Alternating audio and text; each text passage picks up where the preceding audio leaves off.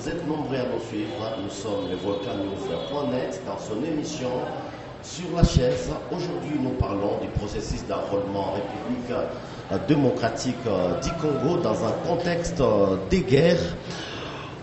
Peut-on espérer aux élections décembre 2023? Pour en parler, nous recevons aujourd'hui sur la chaise Théogène Koundié, qui est communicateur au sein du MLC, parti cher à Jean-Pierre Bemba. Et votre parti est membre de l'Union Sacrée. Théogène Koundié, bonjour et bienvenue sur la chaise. Bonjour, messieurs les journalistes, et merci pour l'invitation. J'en profite pour saluer nos différents et nos éminents téléspectateurs à pareil moment. Aujourd'hui, nous parlons du processus d'enrôlement qui est parmi les processus des élections en République démocratique du Congo. Un processus lancé ici à l'est de la République démocratique du Congo dans un contexte de guerre. Pour vous, quelles sont vos craintes aujourd'hui?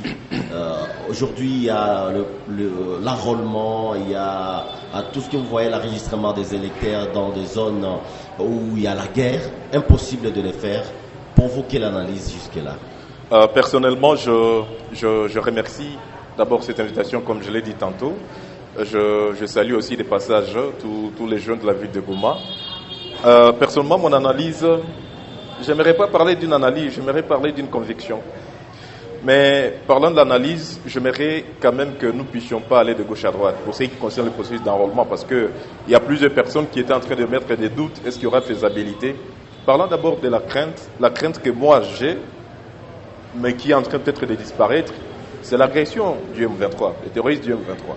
Parce que, comme vous le savez très bien, dès lors que nous avons l'agression sur nos murs, il y aura difficile de pouvoir organiser les élections, il y aura difficile de pouvoir avoir des élections crédibles. Comme vous l'avez suivi, le chef de l'État, lors de la visite du chef de l'État français, Emmanuel Macron, il a justifié cela. Il a dit non, voilà, cela pourrait même être une question qui pourrait toucher aussi la faisabilité des élections, du processus électoral. Mais comme vous le comprenez déjà, le gouvernement est beaucoup plus engagé à pouvoir maintenir ces élections, à pouvoir maintenir ce processus. C'est pourquoi le processus est toujours en cours. Il a été déclenché, les électeurs sont en train d'être enrôlés dans presque toutes les provinces. D'ailleurs, toutes les provinces, pour moi, je crois aux élections. Le processus d'enrôlement, il y a des zones où ils n'ont pas accès à des centres d'enrôlement.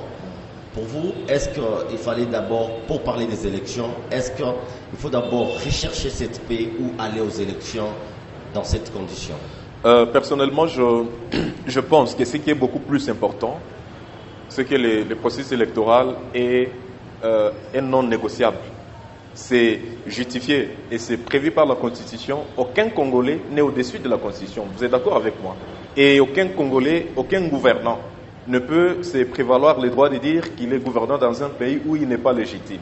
Ce qui revient à dire que le gouvernement a fait de son mieux pour avoir une CENI composée et qui a des agents spécialisés, parce que vous et moi ne sommes pas spécialistes du système électoral. Ce sont les spécialistes qui sont en train de faire leur travail et ces spécialistes sont en train de faire de leur mieux pour que le processus puisse être respecté. Et donc, personnellement, parlant du processus électoral, parlant aussi de la paix, est-ce qu'il faudrait d'abord chercher comment avoir la paix, restaurer la paix, si c'est ça la question, ou d'abord continuer par le processus électoral? Moi, personnellement, je pourrais, et je suis en train de le dire dans différentes sorties médiatiques, que ce qui est important, c'est que tous ensemble, en tant que Congolais, nous avons besoin de ces élections.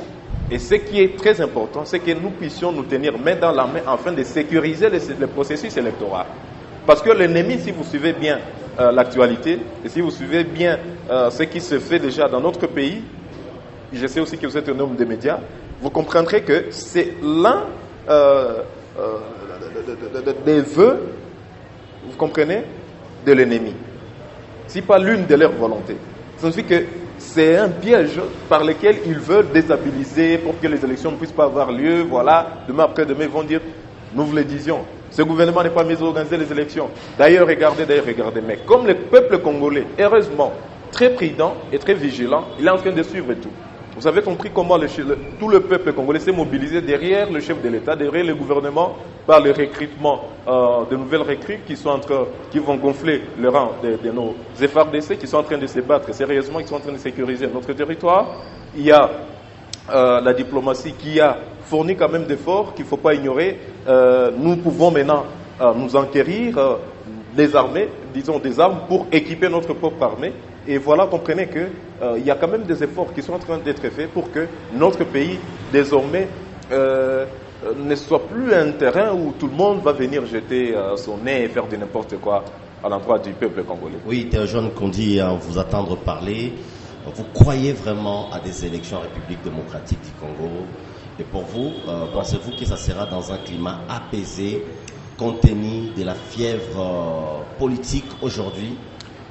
Monsieur le journaliste, vous savez... Hein, quand je parlais de la fièvre politique, j'aimerais d'abord poser une question avant de vous relancer. Au niveau du MLC, est-ce que vous soutenez la loi Tchani? Au niveau du MLC, est-ce qu'on soutient la loi Tchani? J'aimerais, avant de revenir sur la loi Tchani... Parce que c'est aussi... Absolument, monsieur le journaliste. Je comprends. Vers des élections apaisées. Absolument. Personnellement, j'aimerais revenir un peu en arrière pour avancer vers votre question. Nous croyons aux élections. Dans un climat apaisé, pourquoi? Parce que nous avons un État qui est en train de ne ménager aucun effort pour que les élections puissent avoir lieu, bien sûr, dans un climat apaisé. Parce que lorsque les élections n'ont pas eu lieu dans un État apaisé, bien sûr, dans un climat apaisé, il y aura donc des mécontentements. Et quand il y a des mécontentements, ça signifie que les élections n'ont pas été crédibles. Et c'est pourquoi, en prévenant tout cela, sans oublier que nous sommes à peu près 8 mois des élections. Donc il y a encore tout le temps de pouvoir faire en sorte que les élections puissent avoir lieu. Donc ce n'est pas le moment de douter de l'effectivité, de la faisabilité des élections. Parlant de la loi Tchani, personnellement je pense au niveau du MLC, je n'aimerais pas aborder ce sujet en ce sens. Je suis d'accord sur une chose. La première des choses est que Noël Tchani, c'est un Congolais. Qui a droit de pouvoir proposer sa loi. Ça lui revient de droit en tant que citoyen congolais. Et pour nous, ce n'est pas un problème. De par ses convictions, de par ses convictions, soutenir ou pas, personnellement, vous êtes d'accord que si vous voulez, comme vous voulez parler de cette loi-là, vous êtes d'accord que cette loi, c'est pour sécuriser notre territoire. Selon notre lecture, et ma lecture personnelle, ça ne vise personne. C'est une loi qui ne vise personne. Il n'y a que peut-être les personnes qui se sentent visées qui peuvent contester. Non plus, personnellement, je pense qu'il faut beaucoup plus envisager ce qu'on appelle l'unitarisme de notre pays. Ça signifie qu'il ne faudrait pas qu'il y ait des lois qui vont devoir exclure telle ou telle autre personne, mais cela ne pouvait pas dire qu'on va protéger les intérêts de tel ou tel autre individu au détriment des intérêts nationaux. Et moi, personnellement, je pense que cette loi va être examinée. Bon, je suppose qu'elle sera examinée, selon l'actualité bien sûr, qu'elle sera examinée. Et pour l'instant, les institutions que nous avons, capables de savoir est-ce que c'est une bonne loi pour notre pays, c'est l'Assemblée nationale. Et les députés vont devoir nous dire est-ce que c'est une bonne loi pour notre pays, est-ce que c'est une mauvaise loi. Oui, revenons dans le vif de notre sujet, on parlait du processus d'enrôlement. Ouais. Il y a les gens qui décrivent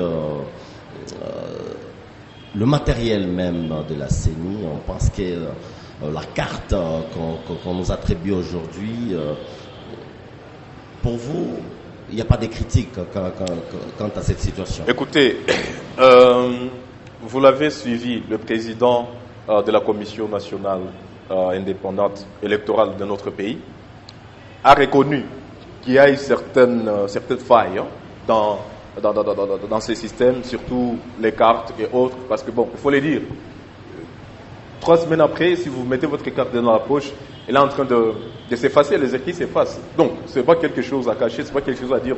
Donc, il y a quelques irrégularités, mais ils ont promis d'améliorer le système, parce que la carte qui était reçue à la première fois n'a pas la même perfection que les cartes qui ont été données. J'ai ma carte d'électeur, sur moi, je l'ai réussi le 31, donc le vendredi passé.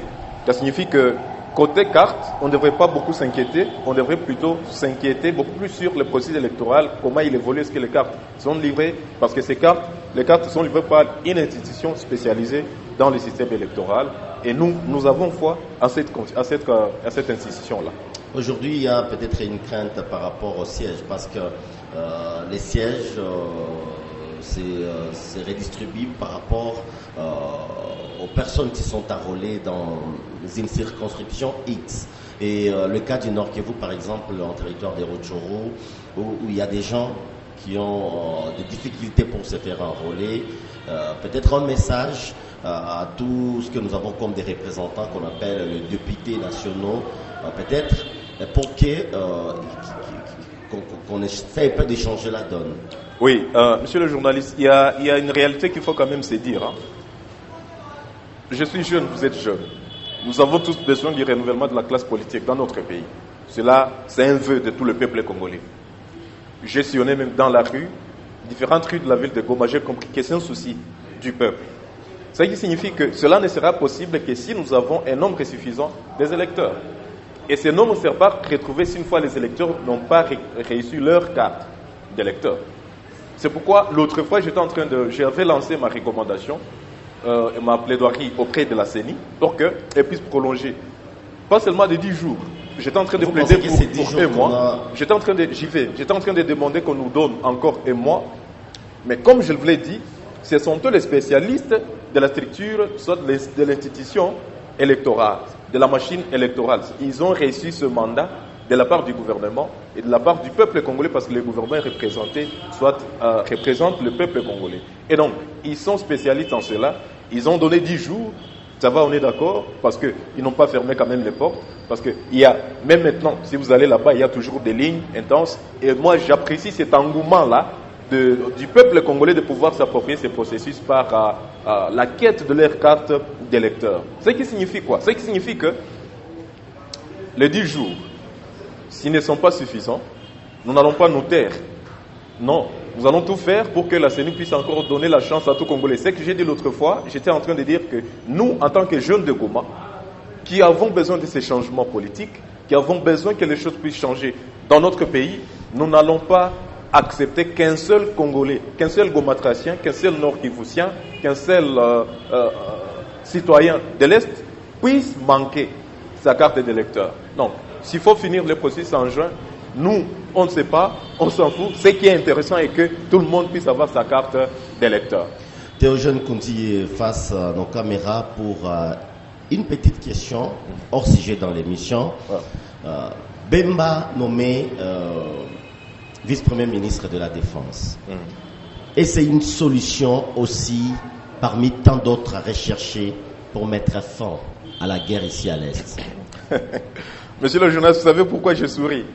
C'est tout simplement parce que vous avez posé une question à laquelle vous aviez une réponse personnelle, mais que vous voudriez que ce soit moi qui donne la réponse. C'est pas grave, je devais donner cette réponse. Donc, monsieur Jean-Pierre Bemba, son Excellence, ça va, il est là. C'est un homme qu'il faut à la place qu'il faut, ce n'est pas discutable. Donc on l'attend à l'œuvre alors. Bien sûr. Merci. Et il va frapper fort. Vous savez, ça touche, ne vous en faites pas. Hein. Merci. Il va restaurer la paix. Merci Théogène. C'est moi qui vous remercie, monsieur le journaliste. Le plaisir était pour nous de vous recevoir aujourd'hui sur la chaise. Ça ne sera pas pour la dernière fois. Merci de répondre à notre invitation. C'est moi qui vous remercie et surtout je remercie nos différents téléspectateurs. Natoa Mpole, Mkono Apole, Wandugu Zetu, Nord Kivu. Nous restons positifs, la paix sera restaurée. Merci Théogène Koundié. Le plaisir était pour nous de vous présenter cette émission. On se retrouve à la prochaine pour un autre numéro.